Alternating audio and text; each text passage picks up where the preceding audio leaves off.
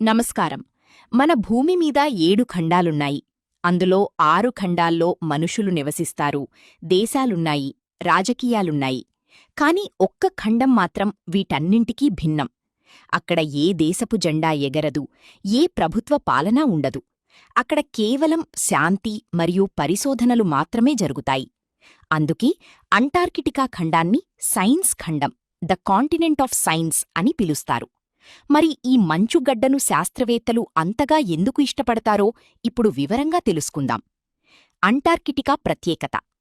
Antarctica ప్రపంచంలోనే అత్యంత శీతలమైన, ఎండిపోయిన మరియు గాలి ఎక్కువగా వీచే ప్రదేశం. ఇక్కడ సుమారు 98% భూభాగం మంచుతోనే కప్పబడి ఉంటుంది.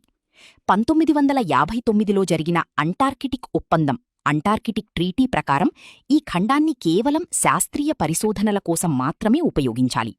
ఇక్కడ ఎటువంటి సైనిక చర్యలుగాని, ఖనిజాల తవ్వకాలుగాని చేయడానికి వీల్లేదు.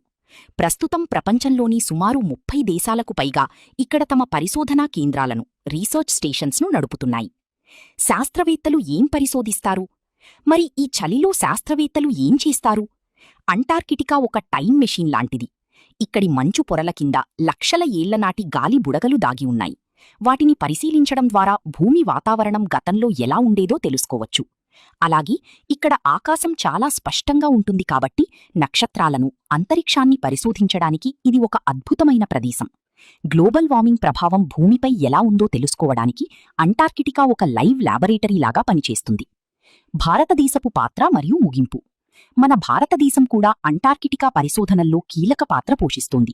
ఇక్కడ మనకు దక్షిణ గంగోత్రి, మైత్రి మరియు అత్యాధునికమైన భారతి అనే 3 పరిశోధనా కేంద్రాలు ఉన్నాయి. మన శాస్త్రవేత్తలు అక్కడ ఉండి సముద్ర జీవశాస్త్రం మరియు వాతావరణ మార్పులపై నిరంతరం పరిశోధనలు చేస్తున్నారు. ప్రకృతిమాత మనకు ప్రసాదించిన ఈ స్వచ్ఛమైన ల్యాబొరేటరీని కాపాడుకోవడం మనందరి బాధ్యత. మరి అంటార్కిటికాలో మీరు కూడా ఒక రోజు గడపాలనుకుంటున్నారా? కామెంట్ చెయ్యండి. ఇలాంటి మరిన్ని ఇంట్రెస్టింగ్ సైన్స్ మరియు జాగ్రఫీ ఫ్యాక్ట్స్ కోసం ఇప్పుడే మా ఛానల్ని సబ్స్క్రైబ్ చేసుకోండి.